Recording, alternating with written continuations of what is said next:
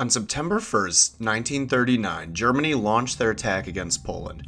The Germans boasted 3,600 armored vehicles against only 750 Polish ones.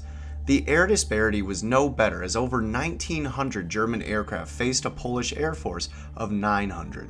The Polish armed forces were outmanned and outgunned, and as German tanks spilled over the border, many sources, including Rise and Fall of the Third Reich, World War II in HD, Panzer Leader, and the History of World War II podcast, tell us what happens next. But did this really happen? Let's start by talking about what Polish cavalry were like and the battle that probably gave us this idea. Number 1. Polish cavalry in World War II. Let's get this out of the way. Polish cavalrymen did often carry sabers, and some even had lances. But you know what else they had? Carbines, grenades, anti-tank guns. While they could charge, most cavalry units in World War II were more like dragoons. They could scout and ride quickly into battle, and then they would dismount to fight.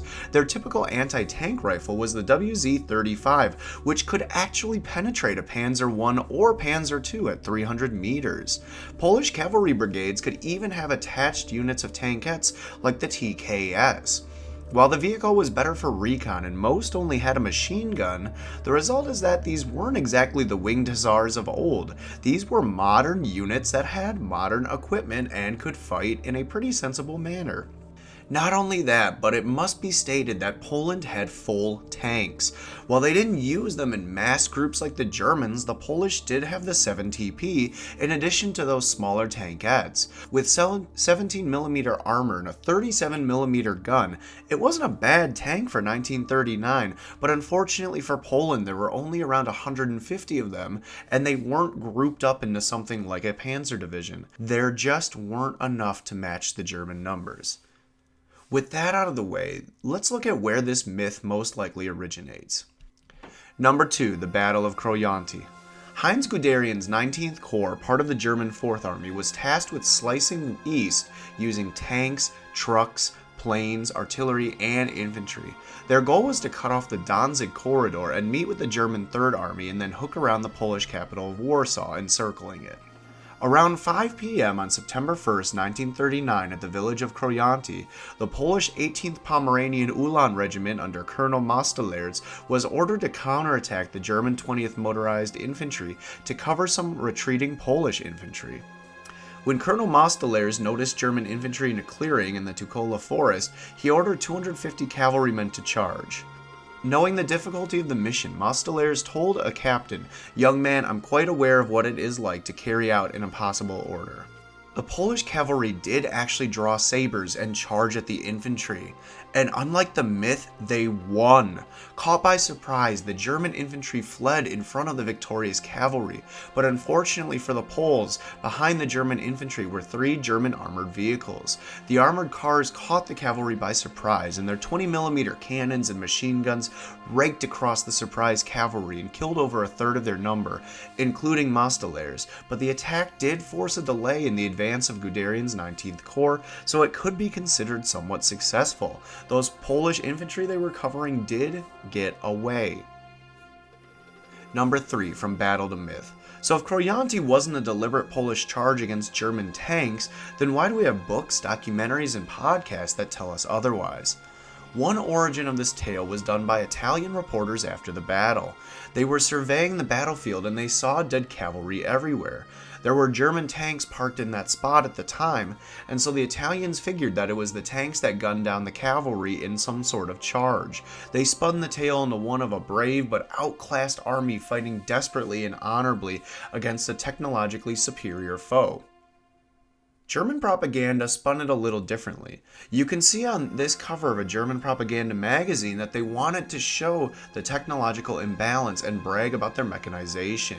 They show the Polish cavalry charging desperately and ultimately unsuccessfully at the German panzers.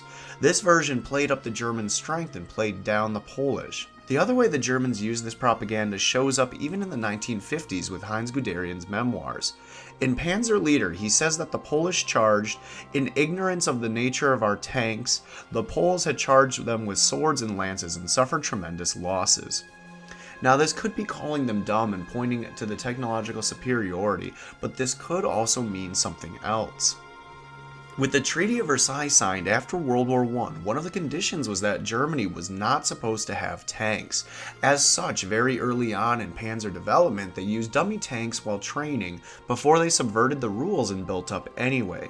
This version of the propaganda is claiming that the Poles were the aggressors and tried to bully the Germans, thinking that their tanks were the fake Treaty of Versailles tanks, but were outclassed by German craft and wit, and to the surprise of the Poles, the tanks were real.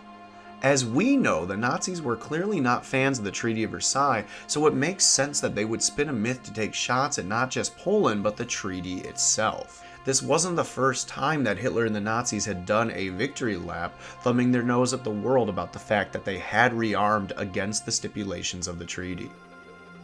Number 4. Conclusions. Polish cavalry was more modern than we give it credit for. They had rifles, grenades, and a good enough anti-tank rifle that they could actually destroy a Panzer I or Panzer II.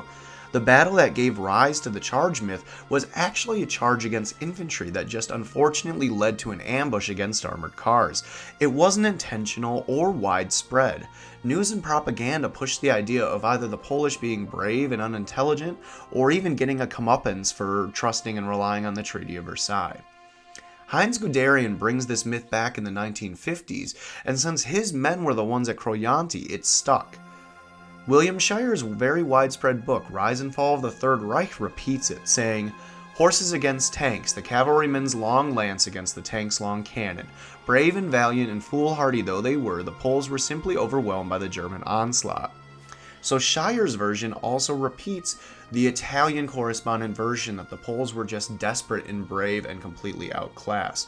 The 2009 documentary World War II in HD even repeats it, although they do say in the beginning, legend says. Even the History of World War II podcast brings it up.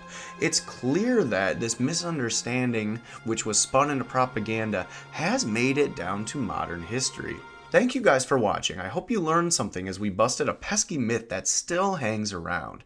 If you enjoyed this video, please like it down below and subscribe for more history. As always, stay excited about history.